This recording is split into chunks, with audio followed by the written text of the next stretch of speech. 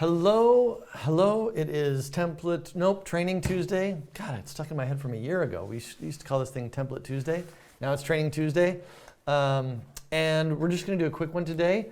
It's early November. What is it today? The 5th of November. And we just released a couple of interesting small features, but they're the start of something beautiful. So I thought I would point them out and make sure you're clear on what they are, what they're for. And you'll find them in your administration section. And you can find them, there's a new tab here, and it's called Business Info. So this is new. You'll see that here in your administration, the administrator user, what do you call that? Will have access to this over here in the right-hand menu here. And we've got two new items in here. The first is this business information. This information gets used in merge fields in various places around the app. Traditionally, it's been the merge fields that show up in your invoices, the receipts that get sent out to your customers, and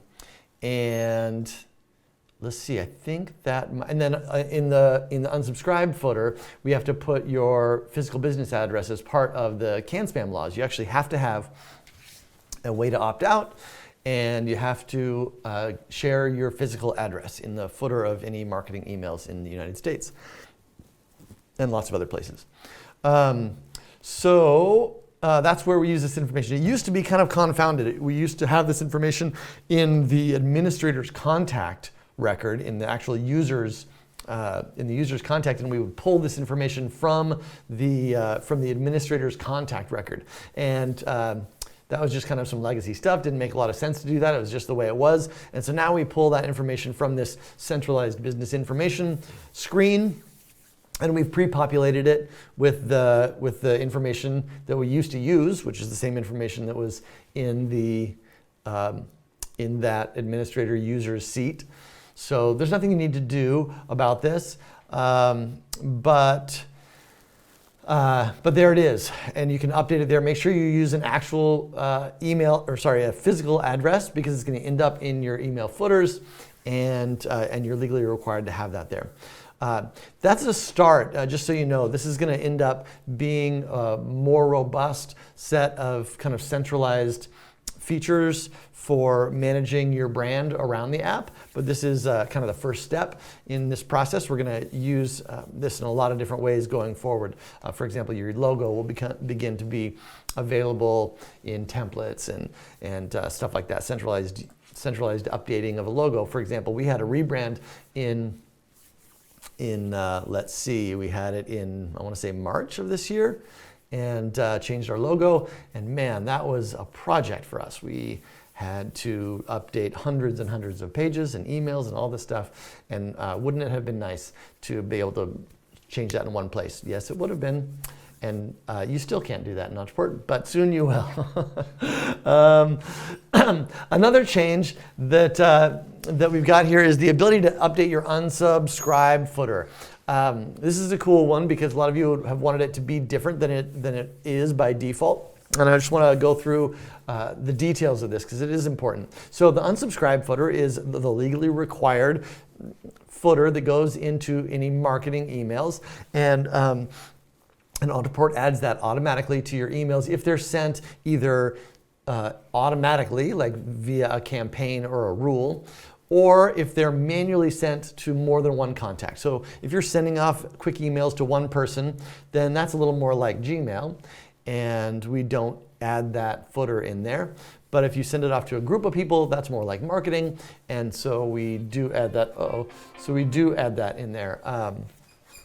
For those emails. So that's what's going to happen.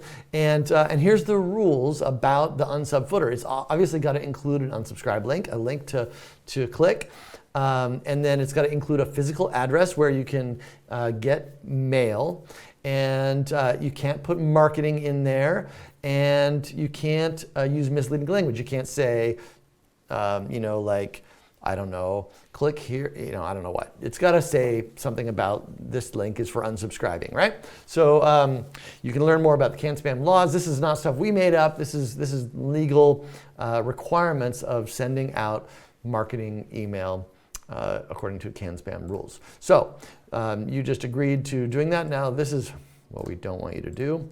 So this is actually interesting. I was messing around here and I made the text white to basically hide it all, which is exactly what you're not allowed to do. And so don't do that.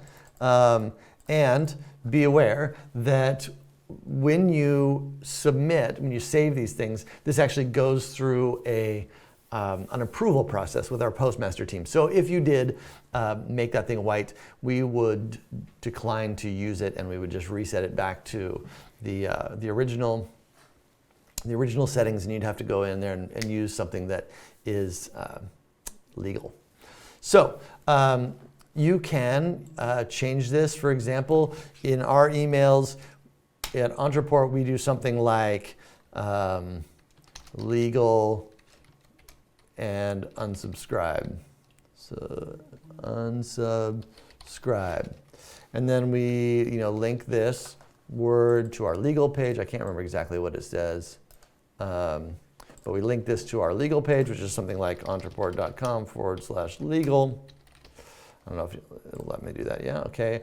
And then here we go unsubscribe, and we would link this. And here's what you do is you put the unsubscribe link right there. You just link it to the unsubscribe link, boop, and insert that sucker. And there you go. You've got to have the business address merge field in here somewhere. So that otherwise it won't let you save, I'm pretty sure. If we just,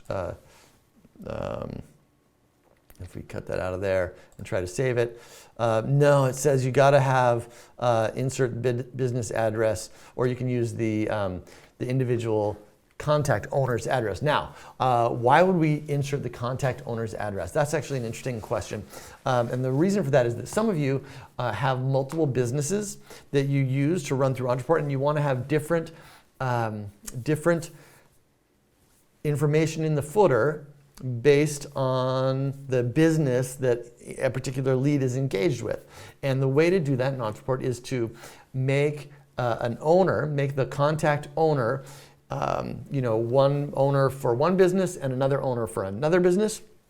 And then you can insert the contact owner's address or other information from that owner record into this footer. And that's how you can kind of brand multiple businesses in using the same account. So normally you'd want to just insert the business address and boom, there it is. And now we have this other thing here that says powered by Ontraport. That is your affiliate link. So we have, you send out a bunch of emails. By default, this is on in your account, and it's linked to your affiliate link. So if your customers get that email and they say, oh, marketing powered by Ontraport, they click it, they go to Ontraport, we will then tag them, and if they eventually sign up for an account, you will receive 25% of their fees, of their account subscription fee going forward. If you don't want to participate in that program, right now all you got to do is highlight that sucker and delete it. So that's very simple to do.